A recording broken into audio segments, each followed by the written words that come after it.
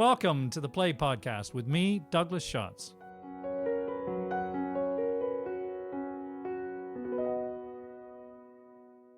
Hello, and welcome to episode 17 of the Play Podcast, where we explore the greatest new and classic plays. I'm Douglas Schatz, founder and host of the Play Podcast. The curtain rises on two courtiers in the court of the Duchess of Malfi in the early years of the 16th century. The Duchess is recently widowed, and her two powerful brothers are determined that she should not marry again, partly because orthodoxy in Catholic Italy questioned the morality of women who remarried, but also perhaps for more selfish or sinister reasons, which we may discern in the events that follow. For what transpires in the Duchess's kingdom is certainly dark, full of dissembling, duplicity, and death, in a world where ambition and intrigue prevail, and to wear the crown is a dangerous command, and even more so to be a woman in such virile times. This is the world of the Duchess of Malfi, a potboiler of a play written by John Webster more than 400 years ago in the London of the great Elizabethan theatres, the Rose, the Globe, and of Shakespeare himself, of course. Although set in Italy, it depicts a world of courtly ambition, love, and intrigue fueled by the existential battle between the devil and God that audiences in England at that time of James I would certainly have recognized. It is a play notorious for its bloody plot, but it's also endured because of the poetry of its language and the indomitable character of its protagonist. There have been two recent revivals in London. One, a dark and daringly modern production at the Almeida Theatre this past year, directed by Rebecca Fracknell, with Lydia Wilson in the title role. Some listeners may have been lucky enough to see this production again when the theatre broadcast it online last month. And in 2014, Gemma Arterton was the Duchess in a more traditional rendition when the play was the first to open the Sam Wanamaker Theatre, the Globe's evocative indoor space. You can also still view that production online in the Globe's digital player catalog. These two productions affirmed that the Duchess remains a powerful female paradigm in our patriarchal world. I'm delighted to be joined today by a video link by an expert on Elizabethan and Jacobean drama, Professor Emma Smith of Hertford College, Oxford. Emma teaches Shakespeare at Hertford and has written widely on early modern drama, including the Cambridge Introduction to Shakespeare and the Cambridge Guide to Shakespeare, as well as editing a collection of 5 revenge tragedies. Her most recent book, This is Shakespeare, published by Penguin last year, was a Sunday Times bestseller. Her lectures on Shakespeare and his contemporaries are also available as podcasts from ox.ac.uk or on Apple Podcasts. Emma also often works with theatre companies, and her introduction to John Webster appeared in the program for the Almeida production of The Duchess. A fuller introduction of the play is also published in the anthology Women on the Early Modern Stage, a publication from 2014. So, a properly qualified expert. Welcome, Emma. Thanks for joining me. Thank you for having me. So, I want to start by asking you to tell us a bit about who John Webster was. So if you've seen Shakespeare in Love, and if you haven't seen it, you should. If you've seen Shakespeare in Love, you might remember that there's a little urchin boy outside the theatre who enjoys feeding mice to a cat. And he remarks that his favourite play of Shakespeare's is the very bloody Titus Andronicus. And then we hear, it's a great joke in the film, we hear that his name is John Webster. And Webster is certainly the generation younger than Shakespeare. He's born in 1580. He is born to a London family of coachmakers. The coachmakers had a lot to do with civic entertainment. They had a lot to do with the new wealthy fashion for travelling by coach. They also had a lot to do with funerals, where coaches would be an important part of the procession. And John Webster Sr., the playwright's father, had built up that business. And we imagine that the young John Webster had something to do with that. But he also takes a new path. He seems to have gone to the Inns of Court to study law. There's a lot of evidence of legal knowledge in his plays. And he has a very interrupted career, some periods of great productivity, some periods of intensive collaboration with other writers where it's a little bit hard to discern which are the Webster bits, and 2 absolutely brilliant dramas. I'm going to argue with your characterizing it as a potboiler. The Duchess of Malfi is a masterpiece, and 2 years before that, The White Devil, which has some similar themes and another very, very powerful, ambiguous central female character. It's these plays on which his reputation really stands. Okay, well, I was just being provocative with the potboiler comment, of course. I've been provoked. I have been provoked. So you've succeeded. Good. That's what this is all about, Emma. So, how did he come to write The Duchess of Malfi, and when did it first hit the stage? We don't know how he comes to write it. It's for the King's Men, so that's the company most associated with Shakespeare, the company that King James takes under his patronage when he comes to the English throne. And it's a company which seems to have, through the first decade or so of the 17th century, one or more really brilliant young male actors who can portray with great sort of panache and pathos a mature female character. We might think about Shakespeare's Cleopatra, or about Volumnia, the mother of Coriolanus, or even about Lady Macbeth. These are all of this sort of similar kind of period. One of the things the theatre seems to have really developed is the possibility to show boys as female characters who are not boyish or androgynous or not the Shakespearean comic heroine, girls dressed as boys. It's not about that. These are believable, emotionally very powerful female characters. And Webster, I think, is in part responding to that. He writes these two plays, as I say, for the King's Men. And the title page of The Duchess of Malfi, when it's first printed, it doesn't come into print for almost 10 years after its first performance, says it was performed at the Globe and at Blackfriars. And you mentioned Gemma Arterton's performance at the Sam Wanamaker Theatre, at the Blackfriars inspired theatre. And it's a really interesting way to think about Webster as a playwright who, I think, more than Shakespeare, understands the particular shape of Blackfriars and what kinds of drama you can do there. The Duchess of Malfi is a really good example of that. It's dark, as you said, morally and ethically as well as physically. And the indoor theatre lit by candlelight is a perfect place to explore that.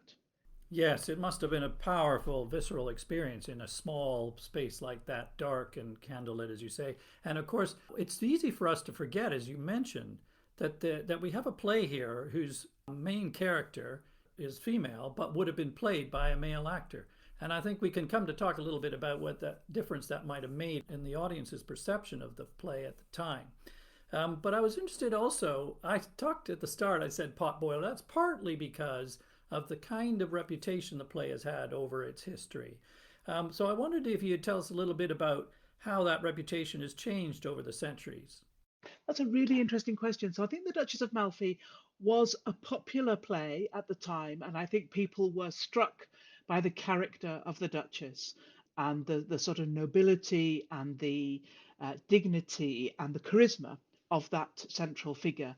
There are some dedicatory poems to the first printed edition by other playwrights which say that. There are a couple of references later in the century about the Duchess which attest to the hold she had on the imagination.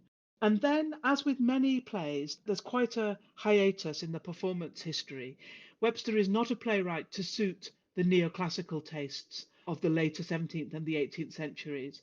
And that sense of court corruption that you mentioned right at the beginning doesn't really sit well with the sort of pro court atmosphere of the Restoration period in England, when we're all saying, oh God, thank God we've got a king back and aren't kings great. That's not the message, really, as you say, of the Duchess of Malfi. So it comes back to some extent in the Victorian period, although there are a number of snide remarks that link the Duchess with a contemporary to the Victorians attraction, Madame Two Swords, and particularly the Chamber of Horrors, a sense that it is a play designed like a Gothic novel or something to generate fear and revulsion, and that it's all about this grotesque dramaturgy, this high impact, bloody stagecraft. And then The 20th century is really comes to understand the Duchess, and that's partly because of changing ideas about women. I think the plays of, say, Ibsen and Chekhov at the turn of the century give us a new sense of plays organized around women's experience and their sort of struggle against the societies which try to capture them. The First World War is an important moment. One of the things about Webster is he obviously read a lot, and he weaves a tissue of quotations and references to his reading into his plays. Now, for some eras of literary appreciation, that seemed like the mark of someone with no imagination themselves.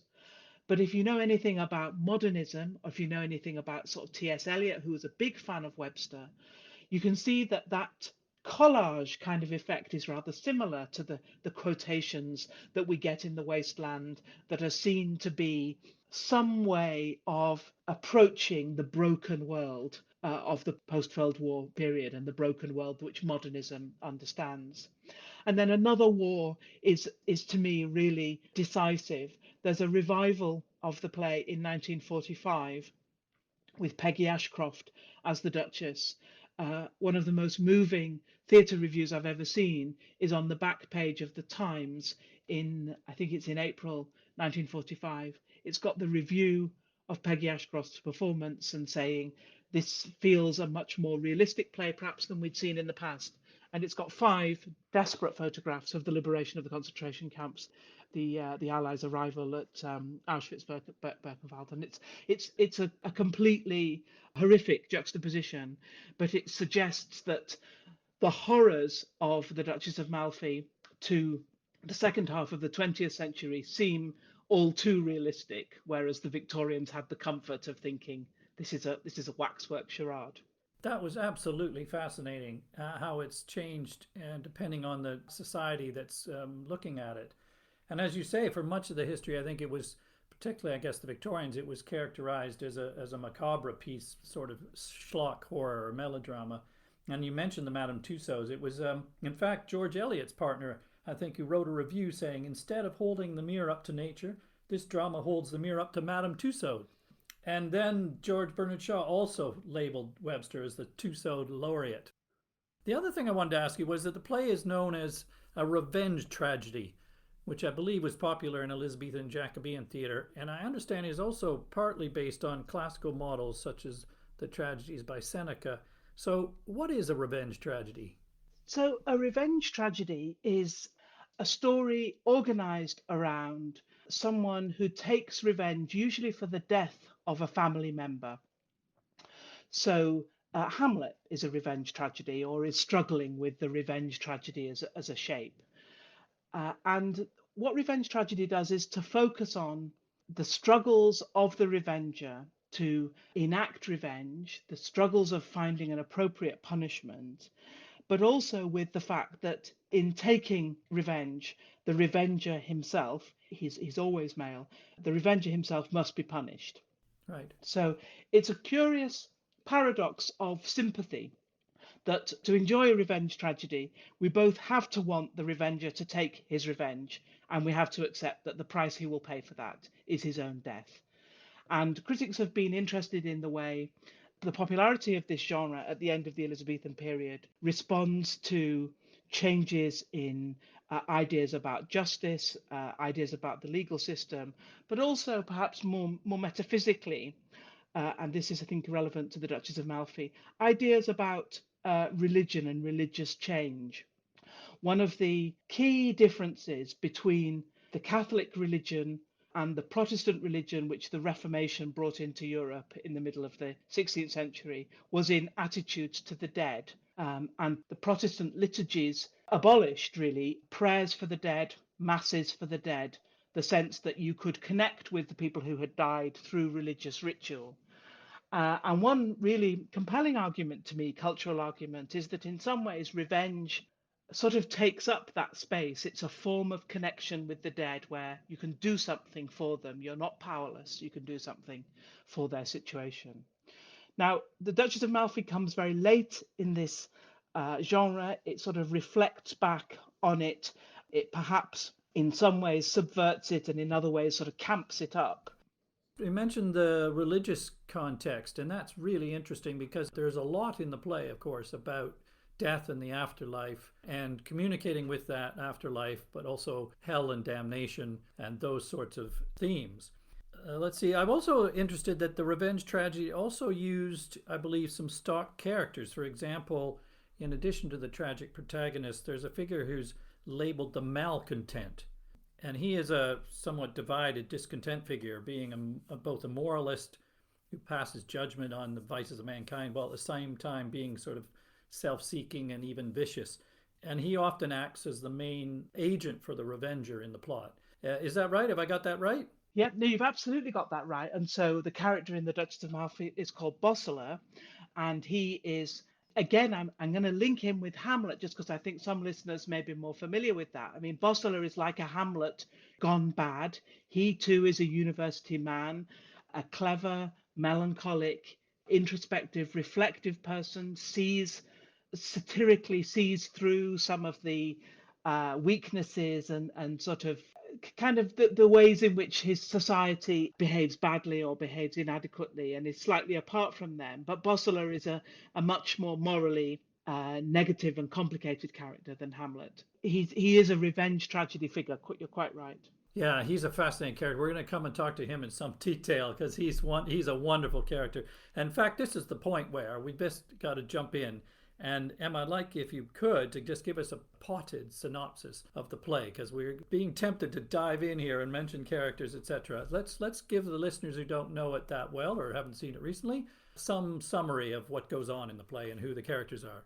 Yeah, so at the center of the play are three siblings, the Duchess and her twin brother Ferdinand, and their brother, who's called the Cardinal, a Catholic cardinal. And as we already heard, the two brothers are adamant that the widowed Duchess will not remarry. And at the beginning of the play, she seems to agree with them that she won't, and they go off and leave her alone. And immediately, in fact, she calls to her steward, the sort of chief of her household, a man called Antonio, who we've already heard praised as an upright and moral man, and she contracts a marriage with him, witnessed by her attendant, Cariola. And that all happens really, really quickly in the play. It's really fascinatingly managed by Webster because we don't hear anything privately about why she does this or what she's got planned. She doesn't give us a moment of soliloquy or insight. She just goes ahead with this reckless plan. Although it does appear to be for love, doesn't it? Well, I think it can only be for love, really. But it also does seem, and particularly in some productions, to be a a gesture of independence, a direct contravention of her brother's attempts to control her. And that's what has made her, for some readers and viewers, a kind of proto-feminist sort of heroine. Well, it is certainly a statement of independence. There's no doubt about that. It's a very particular kind of independence, and I suppose I don't want to be a kind of anti-romantic about it. Certainly, the play suggests this is it's not quite clear at the point where they marry that this is for love, but it certainly later on gives us these very affectionate, tender, domestic scenes between the Duchess and Antonio. One thing about her independence, though, is that by marrying a man of conspicuously lower social status, she perhaps retains more power in the relationship than she might otherwise have. And that seems an important element. So the Duchess and Antonio are secretly married. They have this almost comically fertile marriage, including these children who are born without anybody seeming to know. But the brothers have set this figure who we've already mentioned, Bosseler, as a kind of spy, really, in the Duchess's household. He comes to understand what's going on. And what happens in the rest of the play is that the pursuit of the Duchess by her brothers, her imprisonment and murder by them, Ferdinand's own descent into madness, perhaps as a consequence of what has happened, and really the unraveling of the whole society. T.S. Eliot said of Webster that his was a great genius directed towards chaos. And there's a feeling the Duchess dies at the end of Act 4, not as we might expect of a tragic hero at the end of Act 5. And what we get in Act 5 is just confusion and chaos, that the center has fallen out of this world. And at the very end of the play, the Duchess and Antonio's son comes forward as perhaps the new hope for the dukedom of Amalfi. Yes, her statement of independence, her marrying Antonio in the first place, and then Bosola, the spy in the household, when he becomes aware of it, sets in train a whole lot of not very happy things, of course, as you've described, and then, in fact, ends in chaos and carnage. Before we dive into the characters some more and the themes of the play, I wanted to ask you about the language the play is written in, because it's some form of verse, is it not? How would you describe the form and quality of the language the play is written in? So a lot of the play is in blank verse, in that pentameter verse that we're used to if we know Shakespeare or the other dramatists of this period. But there's also the character of Bosola often talks in prose, but in a very knotty and beautiful prose. I sometimes feel as if I compared Bosola to Hamlet, but I also think Bosola is like one of the people in a John Donne poem.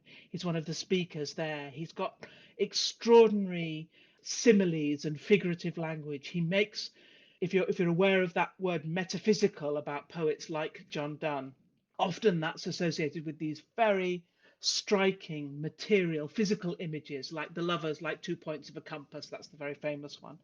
And Bosola speaks in this kind of language. He's a metaphysical poet, bringing his rather jaded eye to what's going on in the court. And he too, interestingly, a lot in this play is about social status. We've just mentioned that the Duchess marries beneath her, and Bosola represents probably a particular kind of demographic which might have been quite well represented in the theatre audience. That's to say, a well-educated man, probably of quite modest birth, who was a beneficiary of the great expansion in England of the universities of Oxford and Cambridge, which expanded to restock the clergy actually at the Reformation to produce some Protestant clergy after the overthrow of Catholicism, but also produced a kind of civil service for the court and for noble households.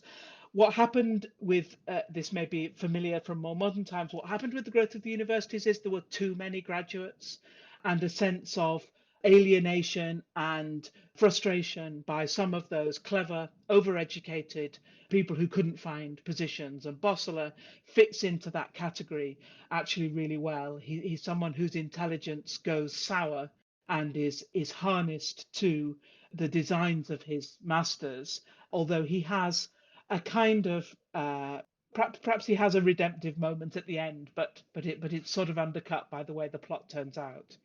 Yeah, we'll come to his redemption or not, but you're absolutely right. He's certainly a malcontent. He's disappointed in life, but it's interesting you describe his capabilities because his language and his wisdom are extraordinary for someone in his position, you think. And in fact, that's one of the features of the language I was really struck by. Certainly, as you also said, it's wonderfully rich in vivid metaphor. Countless examples of that. But it also seems to, like Shakespeare at times, I suppose, express great wisdom, general wisdom, almost in the form of aphorisms. That this is a form of dialogue that's quite elevated because characters illustrate their own specific situations or feelings or predicament with philosophical observations that are far more ambitious in intellectual grasp than just an everyday conversation. And I found that really fascinating to read. But I wondered how you felt that this translates to the stage, say, in our own times, because it's harder to keep up with this sort of language if you're just watching it flow by on a live stage, isn't it? I think that's right. I mean, that's such an interesting question. When the Duchess of Malfi is first printed in 1623, it's the first printed play to really highlight that the text that's published is longer than the text that was performed, even though that was probably quite common. So it does seem that it's a text which is in some way being presented for readers to enjoy and for Ah, readers to have a different take, a different experience of, and perhaps to enjoy more that, yeah, that richer and more generalizing philosophical spirit in the play, which I agree with you on the stage can seem actually not appropriate to the moment. And one of the ways I think the 20th century has so enjoyed Webster is the sense that it's got one eye on its own fictionality, even as it is presenting these highly absorbing fictions. If I say that Bertolt Brecht, the master of the alienation effect, wrote a version of the Duchess of Malfi with W.H. Auden, that might begin to make sense that there is this, as well as these highly wrought emotional human drama playing out in the play, there is also something which is more choric, maybe more standing at the sides of the drama and giving a commentary on it. And there is a sense that Webster is anticipating and catering for the kind of readers that we know were really common in the Renaissance period. And that's to say, readers who want to extract jewels from the play, quotations that are applicable more widely than that particular situation. That's a form of reading which is called commonplacing, and it's probably the dominant form of reading. People read, I think, in this period less for the overall story and more for the bits that they can extract. And there's a sense that Webster is already ready extracted. It's an easy way to get that kind of larger philosophical view. And you're right, those are in tension, and that's quite often been one of the problems the play has encountered in performance when directors have tried to make it purely realist. It doesn't completely work as a realist play. well, it's interesting on two counts. I thought what you've just said is one is the artificiality, perhaps the self-consciousness of the theatrical events that are going on, and I think there's definitely a sense of that in the tone of the play. And in fact, there's a couple of very specific references in the play, which we might mention, but that are up to the fact that it's aware that it is a theatrical event, that it is an artificial drama. And then the other point was you saying about those phrases. I think you mentioned earlier that Webster was in the habit of recording in his notebook, apparently, phrases from his reading or hearing, and then cutting and pasting these in Yeah, to the plays. yeah, it's recycled. Exactly. He is taking it from somewhere and he's intending it to be these fragments to be mobile, sort of moving between texts. Yeah. I wanted to talk to you now about the main characters in particular. Let's start with the Duchess, of course. It's unusual, isn't it, for a play at this time perhaps to feature a female character as the primary protagonist, and certainly for her to be the title character. I mean, we go back to the fact that it may be based on those classical figures of Antigone or Medea or Electra or figures like that in Greek tragedy. And I read somewhere that Virginia Woolf cited the Duchess as being a companion to these sort of figures, as one of the most important female characters in Western drama, along with Cleopatra and Lady Macbeth and Desdemona, other Shakespearean ones. But was it unusual for a woman to be the center of a play like this? It is unusual, but not unheard of. There's a cluster of plays around this period which have dominant female characters and which seem not just to have women at the center of them, but seem to be in some way about understanding the predicament of those women. And that gender, the fact that they are women, is crucial to the way the tragedy unfolds. So that there is a very different kind of female tragedy, which, yes, I think does draw on some of those earlier models. Webster, in his prefatory letter to the play in print, mentions Euripides, the last of the sort of three great Greek tragedians and the one most associated with women as central protagonists. So I think he probably has that in his mind. We talked at the beginning, though, about the fact that it's a tragedy about a woman being both a woman who is in a position of power, but also who is a domestic woman, so Yeah. to speak. It's not just a tragedy of a queen, but it's a human tragedy because we see the Duchess as a woman, a wife, a loving mother, and I think that's central to the difference about this play, isn't it? That she is the emotional heart of it. I think that's absolutely right. You mentioned the influence of revenge tragedy, and that's certainly one genre that Webster, I think, is drawing on. But there's a mashup with another kind of play, which is called domestic tragedy, which takes the tragic narrative arc out of the court and into the household, and often associates particularly with women's place in that household. Now, Webster's done both. It's still in the court, but that court is a household. The scene where the Duchess and Antonio, now already married, talk about whether she's got grey hair and very lovingly sort of chat together it's a very domestic, recognizable household scene. It's clear that even as Webster gives the Duchess in her torment when her brother Ferdinand is trying to break her, she gives this wonderful expression of autonomy and hauteur, and you will never get me. I am Duchess of Malfi still. In that same sequence, she reminds Cariola, her waiting woman, to look after the children, to give some cough medicine to one of the children. The sense that she is an absolutely kind of wonderful, powerful figurehead and a domestic mother and more recognizable figure is really key to the allure of that character, I think.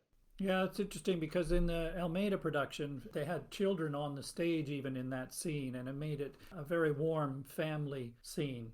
And I think overall, do you think that Webster sympathizes with the Duchess as a character in her position? I mean, she certainly demonstrates some fantastic qualities, great courage in the face of the threats to herself and her family. Does he sympathize with her desires? We talked at the beginning about why does she marry Antonio, but there's some possibility that it's out of love or sexual desire, and that's also, I think, demonstrated. Certainly it was in the Almeida production. Do you not think that Webster has a sympathy for that perspective? Because obviously the reverse is that Ferdinand and perhaps even society might say, she's sealed her own fate. She was a wanton woman. Where does Webster's sympathy lie? I think to answer that, the way I would try and answer that is to look at the source material that Webster is using. The story of the real Duchess of Amalfi was fairly widely distributed. We think Webster got it from a collection of stories, rather moralizing collection of stories by a writer called William Painter. And Painter's depiction of this story is absolutely clear and moralizing, and it says that the Duchess is the typical lusty widow. She acts out of lust. And Antonio is the typical social climber. He acts because he doesn't know his own place. Now, Webster's clearly taken this story, he's taken things from Painter, he's looked at this moral framework and he's rejected it entirely. That's not what the play says about either of those characters. It is interesting, though, to think about what audiences would have made of her. There's been some really interesting work by historians on a sort of parallel case, very contemporaneous, which is of a cousin, I think, of James I, who's not allowed to marry without his agreement. She's called Arabella Stuart. And James doesn't get on with finding her a husband, and she runs off with in fact, an Oxford student, a young man, a love match. And she has gone against the command, and they're imprisoned in the Tower. And in fact, she is broken by that, the historical Arabella Stuart, and she dies in prison. And what historians have done is to sort of try and assess what did people think about the Arabella Stuart story. And unsurprisingly, as you have just set out, some people felt, good on her for doing what she wanted. Lovers shouldn't be parted. Love is a higher calling. Others felt it's important that women in particular obey male relatives, and that's the basis of society. So people had different views, and I think there is probably room in the way the play is presented for at all times actually to interpret the Duchess differently, to have a different set of responses to her. I find it fascinating to think, what would women in the audience have thought of her? Because one of the reasons that these female heavy dramas seem to have come to the fore is, we think, to meet a newly feminized theatre audience. And so, I mean, it would be fantastic to know. We just don't have the evidence about how that came over. From our perspective, in our generation, it's almost impossible not to sympathize with her, to think that she doesn't deserve the fate that befalls her. Absolutely. And in the structure of the play, particularly, you might say that what is set against her in terms of the moral balance or question of justice, and that is her twin brother Ferdinand, who in fact is essentially mad. Although in a reasonable world, a rational world, he might have some cause for being upset that his sister has disobeyed him and got married in secret to someone below her station, so has disgraced the family name and all of that. And yet we don't feel that from our modern perspective. We certainly don't feel that. And we don't feel that Ferdinand's judgment is just because he is unhinged. And he becomes very much unhinged. But I wanted to ask you about the nature of his attitude or his feelings for his sister, for the Duchess. Because it's clear, certainly in recent productions that I've seen, that there's an incestuous nature to the fervor of his feelings. And I wondered how explicit that would have been at the time. Would it have been acceptable to display that behavior in those terms when it was first put on the stage? I think it would. I think you're absolutely right that if we were to think about how the Duchess is presented, the equivalent question is, what's the alternative to her and how is that presented? And you're absolutely right that both Ferdinand and the Cardinal are presented in really unambiguous ways, actually, that there is nothing to support their perspective. The Cardinal is a hypocrite, and Ferdinand, as you say, is mad.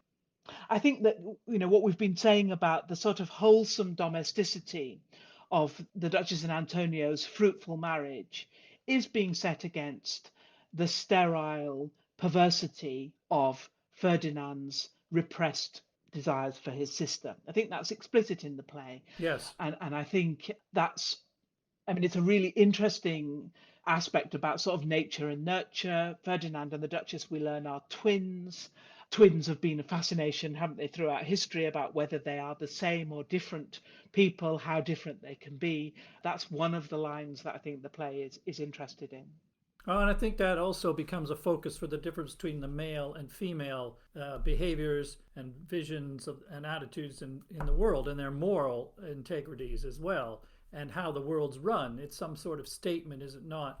I think the whole play, you talked earlier about the chaos that men can make of the world, Yep. and that women have qualities that might actually be more suitable in certain contexts and even in ruling. Yes. And that the men make a mess of it through their ambition and evil and self-serving and all the rest. Yes, and the Duchess's fertility, the Duchess's children.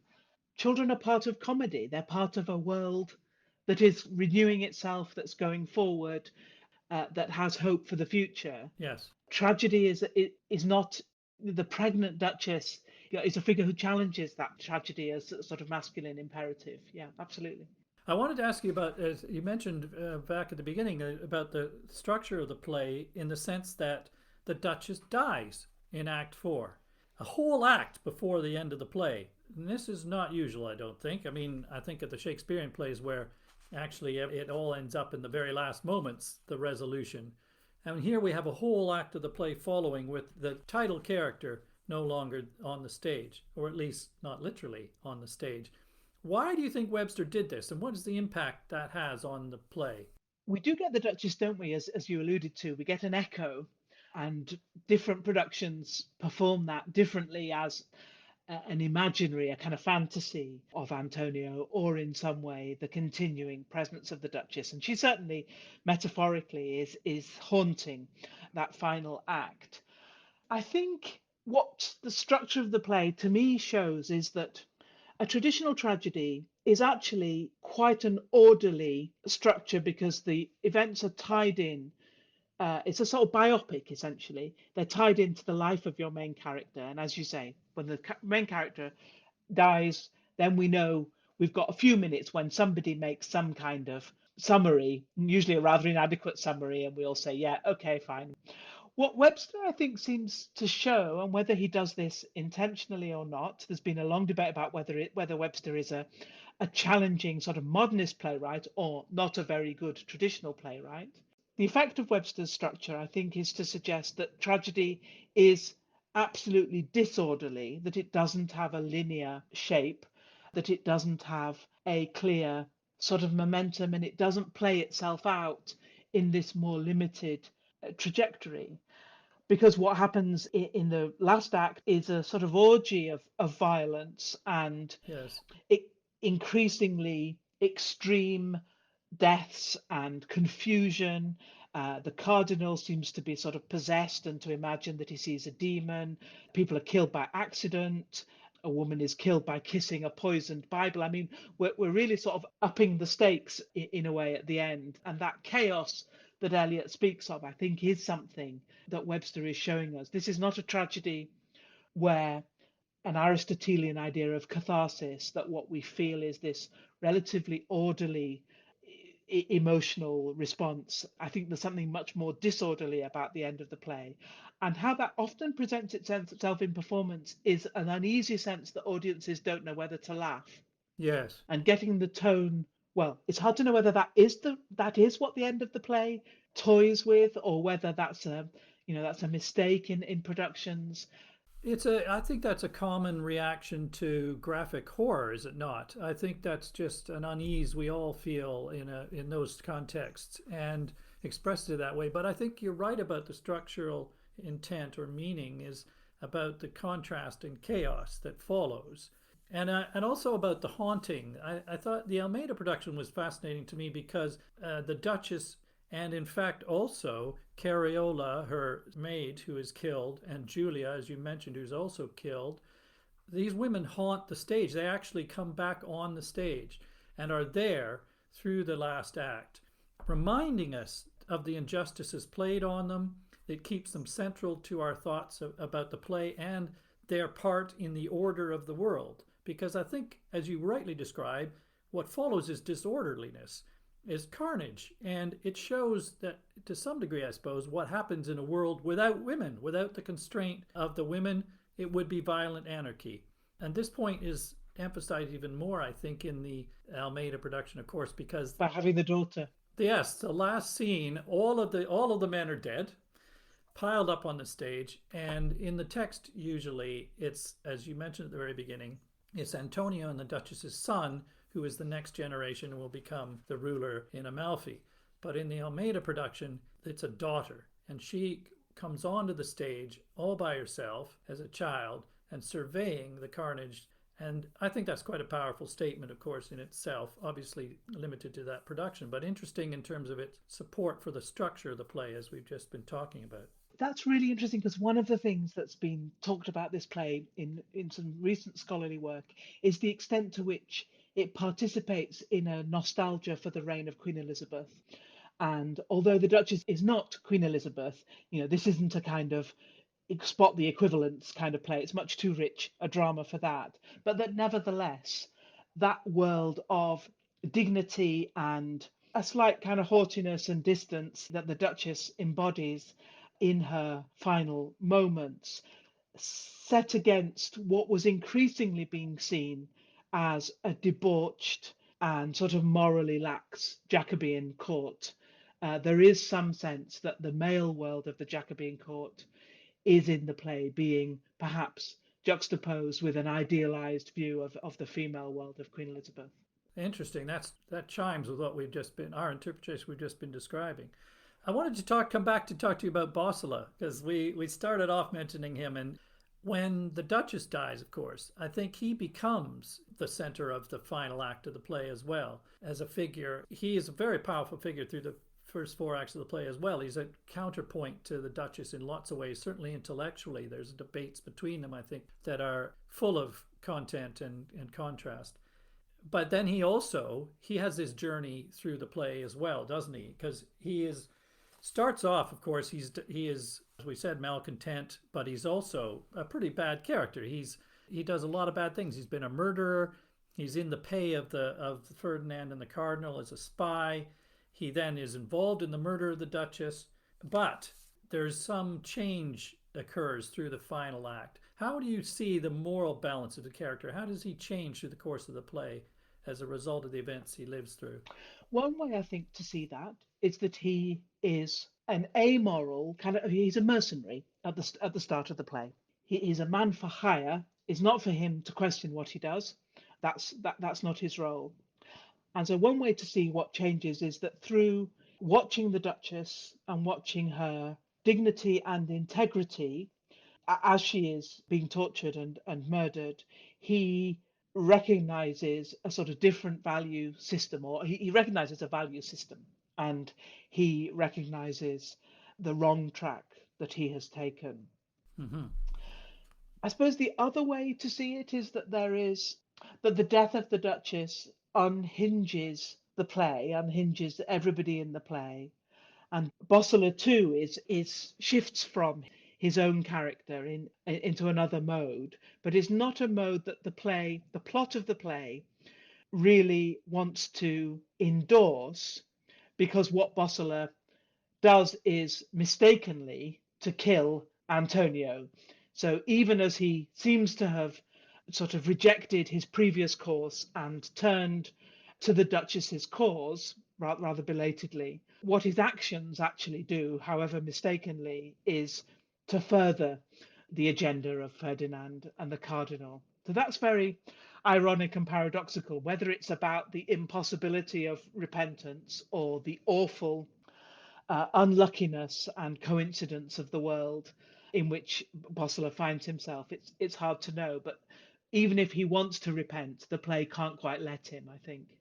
No, well, it's certainly not clear cut, is it, for him all the way through? The complexities of his character are fascinating because he seems to recognize the differences between good and evil, but he doesn't follow them. He still carries on, as you said, as a gun for hire and does these evil acts, even as he regrets them and understands they're wrong, but he takes the money. Until, of course, Ferdinand, in a sense, almost double crosses him, says to him after he's killed the Duchess, "Why didn't you prevent me from carrying this through?" Yeah. But even as you say at the end, it's messy. Is his penitence real? What we do get is a vision of the world that I wanted to ask you about that Webster conjures. It's a pretty grim vision of life within the framework of the religious universe, as we talked about at the beginning. There are countless references throughout the play to how short, miserable our material lives are, lives over which we have little agency, and more often than not, as Bosler would have it, we spoil by our own selfish behaviors or failings, for which the result will be eternal damnation. Is this a sort of medieval worldview, perhaps, that the audiences would have been familiar with? But this darkness does, at times, feel quite extreme, and Bosler seems to be the leading spokesperson for this despairing vision of the world. Almost everything he says describes life as corrupt and sickly and grim. As he dies, he says, "Oh, this gloomy world, in what a shadow or deep pit of darkness doth womanish and fearful mankind live." And then he was also earlier was saying to the Duchess, who talks about holding on to life, and he says, "Of what ist fools make such vain keeping, i.e. life, sin their conception, their birth weeping, their life a general mist of error, their death a hideous storm of terror." You talked about the meaningless, perhaps, at the end, even. This all sounds a bit like the bleak existentialism of Samuel Beckett, doesn't it? We give birth astride the grave. I completely agree. I think, again, that's one of the appeals that Webster has had to the 20th century, is this the refusal of the comforts of the afterlife. One of the things that happens in the confusion of these deaths in the fifth act of the play that we've already discussed is that the sort of structural comfort that tragedy can sometimes provide in making deaths meaningful and giving characters or their interlocutors a chance to sort of moralize or make sense of the deaths, flights of angels sing thee to thy rest or something, that's completely denied us in Webster. So we have all these characters who die, even, the cardinal, the religious figure, they seem to have no understanding or comfort or sense of why it is or what they're going to. Bosler says, this is all like a play. I mean, it is a play. That there is something very bleak and existential. You're absolutely right about this. On the one hand, it feels like a medieval view, which is quite clear about damnation. On the other, it seems a more modern view. And I think, again, Bosler, as that malcontent, that university educated man, one of his qualities, I think, is to challenge those old providential certainties. And that influence infects the whole play. by the end of it, Boswell's skeptical view of the world, there's a line of Donne's where he says, "New philosophy puts all in doubt," which is about, the rise of science, I guess. And, Boswell's new philosophy has put everybody in doubt at the end of the play.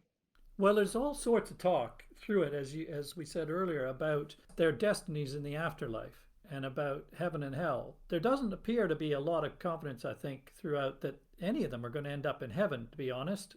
Hell seems the more likely, and for these people, it does seem a very real place.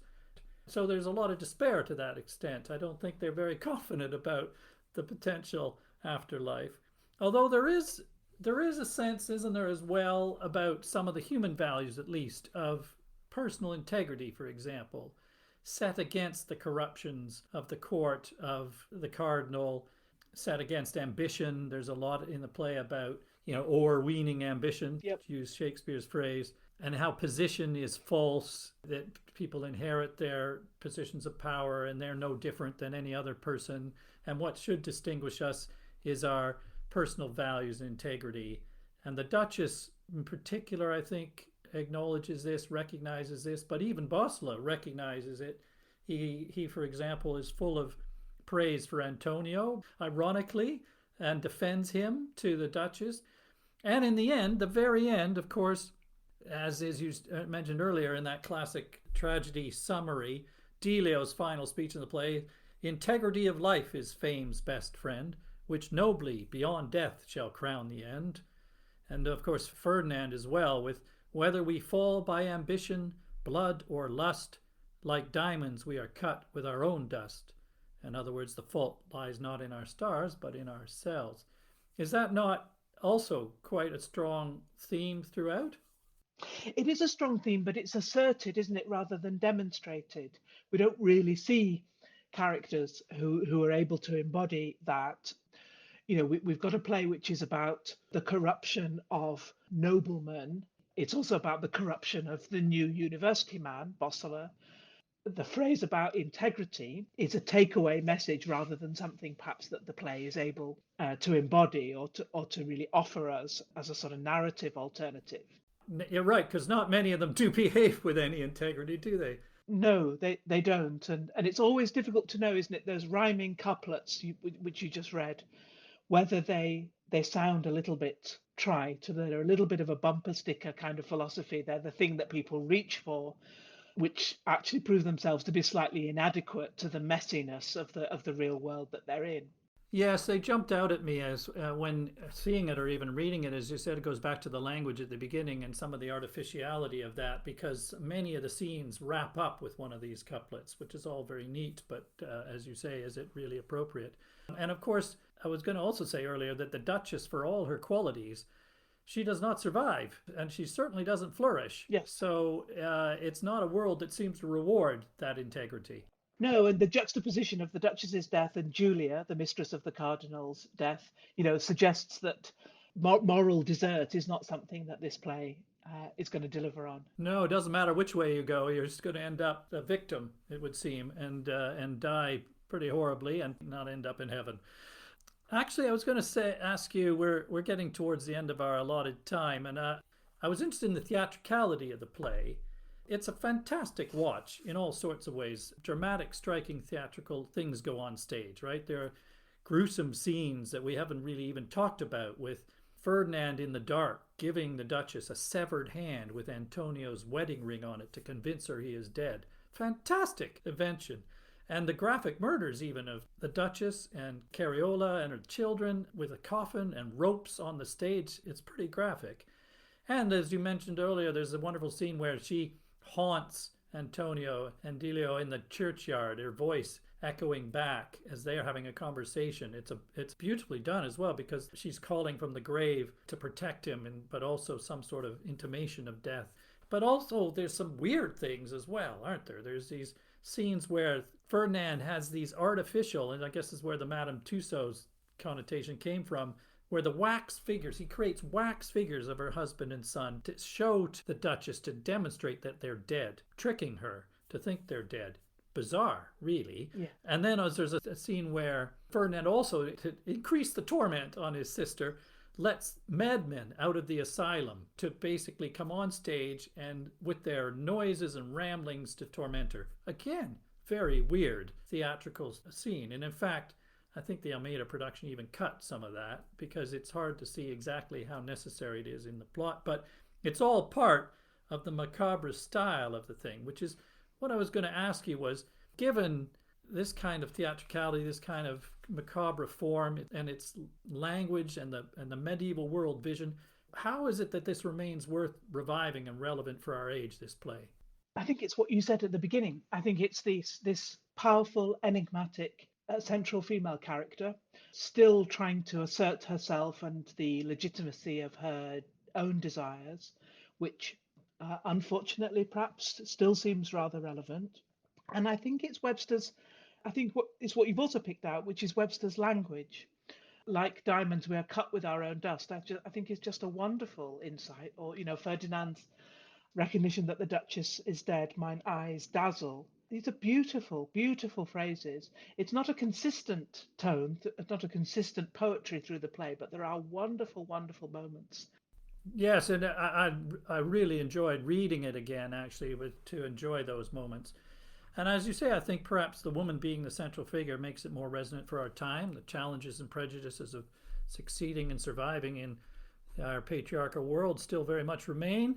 I think it also explores the moral compromises that we all make as flawed human beings, because all, as we've said throughout, all of these characters are deeply flawed and make mistakes, which lead to even worse fates. There are various degrees of moral failing, of course, which is also important. So I think we do have some sense of goodness as well amongst all of the bleakness and the chaos. Yeah, there's one argument that Webster's tones are all in the greys. Some are very dark and some are light, but really that's his territory, the grey. I like that thought. Well, that's a great summary. Yes, we'll finish on that. That's a wonderful picture. So stage design in grey, I guess. Thank you, Emma. This has been really fascinating. We could go on for some time, I'm sure, actually, but we'll have to draw it to a close there. Before we do, one of the traditions of our podcast is that I like to ask my guests to recommend a play that we could talk about in a future episode.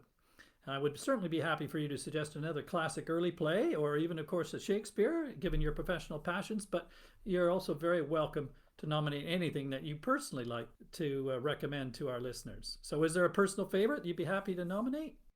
I would love to nominate the first revenge play, Thomas Kyd's play, The Spanish Tragedy. This was the play everybody in Elizabethan and Jacobean London had heard of. This was like the sort of Star Wars of its day. Even if you hadn't seen it, you could do Yoda speak, or you could do your Spanish tragedy shtick. So it had a huge cultural reach. Shakespeare influences this play. So that's what I would recommend. So I hope you will invite me back to talk about that.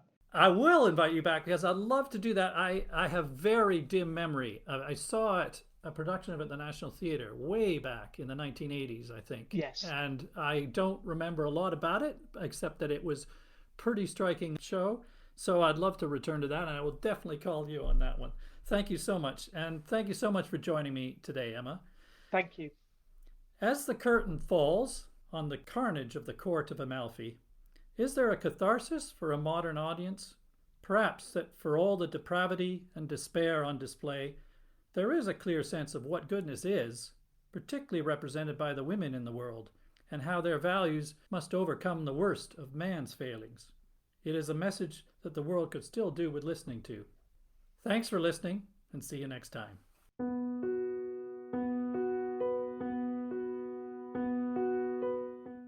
Thanks for listening.